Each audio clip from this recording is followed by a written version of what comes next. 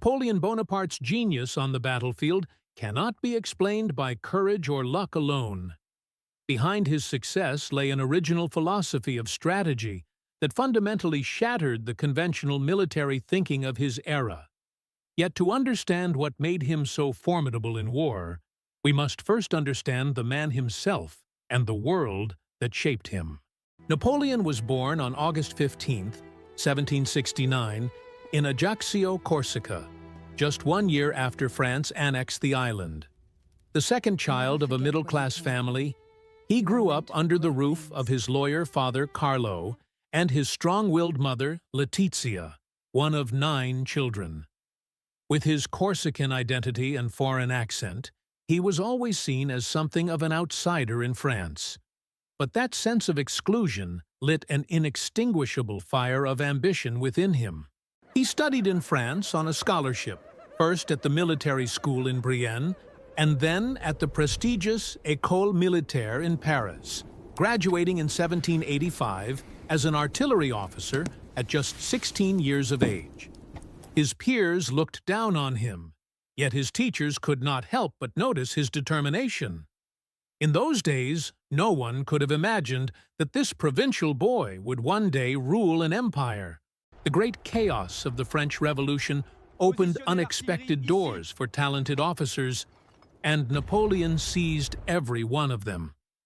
In 1793, his military brilliance at the Siege of Toulon made him famous overnight, and he was promoted to general at just 24.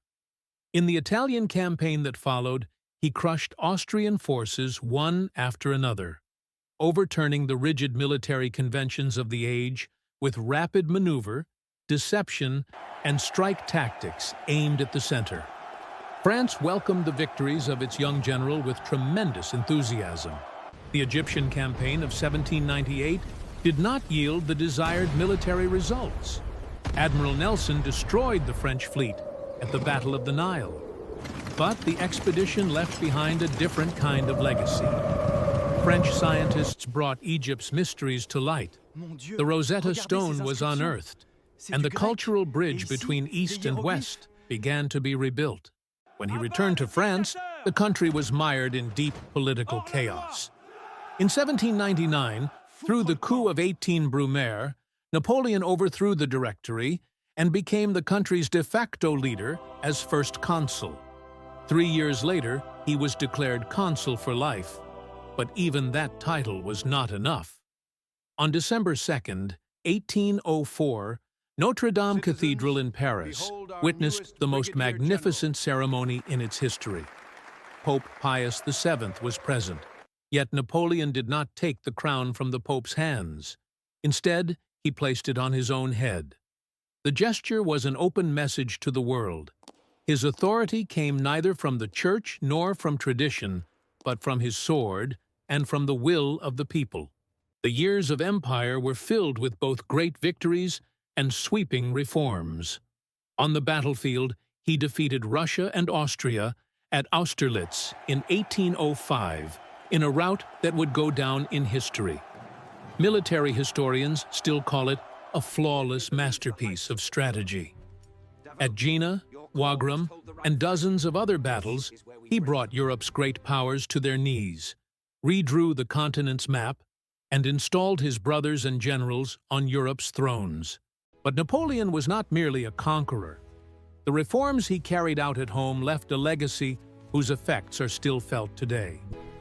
The Napoleonic Code laid the cornerstone of modern legal systems, guaranteeing equality before the law, property rights, and freedom of religion. He founded the Bank of France, restructured the education system, expanded the network of lycées across the country, and restored order to France after years of revolutionary chaos. To understand how he achieved all of this on the battlefield, one must look closely at the strategies that set him apart from every other commander of his age. In that era, European armies typically moved in a heavy and cumbersome fashion. Long supply lines, massive depots, and rigid formations made armies slow and predictable. Napoleon shattered this mold. He reorganized his forces, so they could move lightly and quickly. Divisions could operate independently and merge rapidly when needed. He was fond of saying that an army marches on its feet. The speed of his soldiers was the greatest weapon that overturned every calculation his enemies made. His most fundamental strategic concept was to strike the enemy at a single point with overwhelming force, a principle known as the central position strategy. When facing multiple enemy armies, he would first separate them from one another, then attack each in turn with superior strength. In this way, he destroyed a numerically stronger enemy piece by piece. The Italian campaign of 1796 was the first great test of this approach. By defeating the Austrian and Piedmontese forces separately, he was able to dictate his own terms to both. Napoleon's favorite and most lethal maneuver was the envelopment, sometimes called the strategy of the maneuver on the rear. He would pin the enemy down with frontal pressure, locking them into their own positions, while dispatching cavalry and infantry to the flank or rear. Once encircled, the enemy was left with only two options: surrender or disintegrate. The Battle of Jena-Auerstedt in 1806 was the masterpiece of this tactic.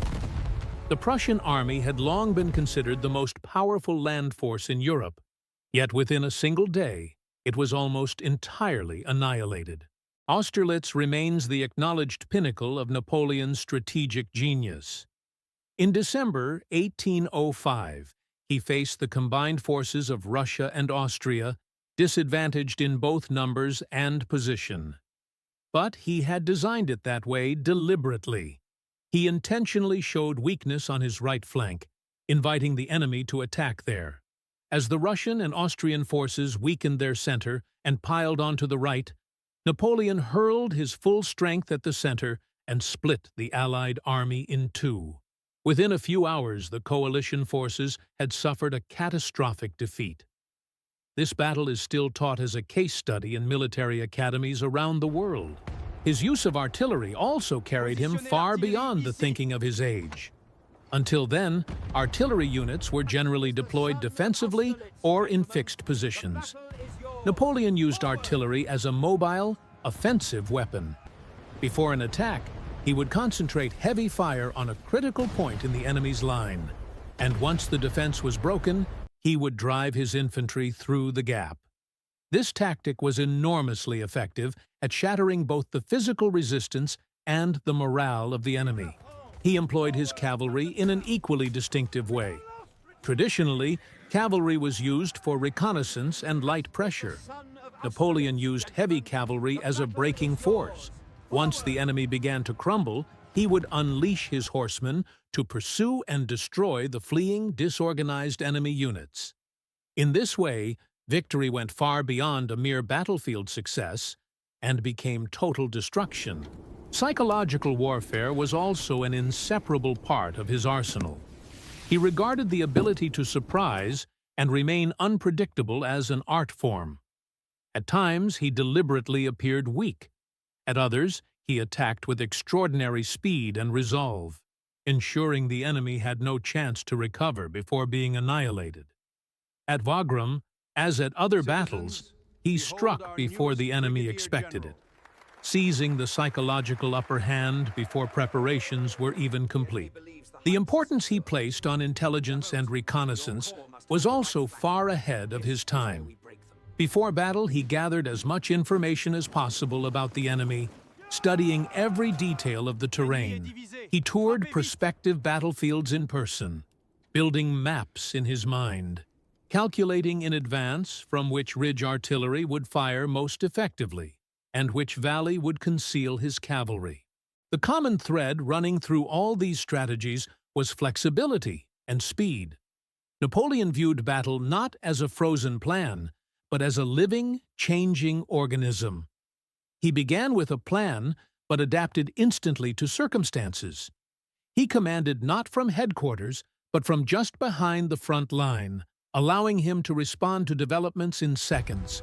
In the end, what defeated him were the particular conditions under which these strategies ceased to work. The guerrilla war in Spain offered no open battlefield. In Russia, there was no enemy army to be destroyed in the field. All of Napoleon's strategic genius proved helpless against enemies who simply refused to fight him on his own terms. This exposed the great lesson of his career. No strategy holds good under every condition. The first crack came from Spain in 1808. When he invaded the peninsula, Napoleon, who had so easily defeated regular armies, encountered an enemy he did not know how to fight: the people themselves. Spanish guerrillas wore down the French army for years, consuming thousands of soldiers. Napoleon himself would later call it his Spanish ulcer. The true catastrophe came in 1812. He marched into Russia with a colossal grande armée of 600,000 men. The Russians chose not to fight. They retreated, burning their cities and fields as they went. When he entered Moscow, he found not an enemy ready to surrender, but a city in flames. As winter closed in, he was forced to retreat, and in the freezing cold, ravaged by hunger and Cossack raids, he lost the vast majority of his army. France never fully recovered from this disaster. At Leipzig in 1813, the European coalition surrounded him.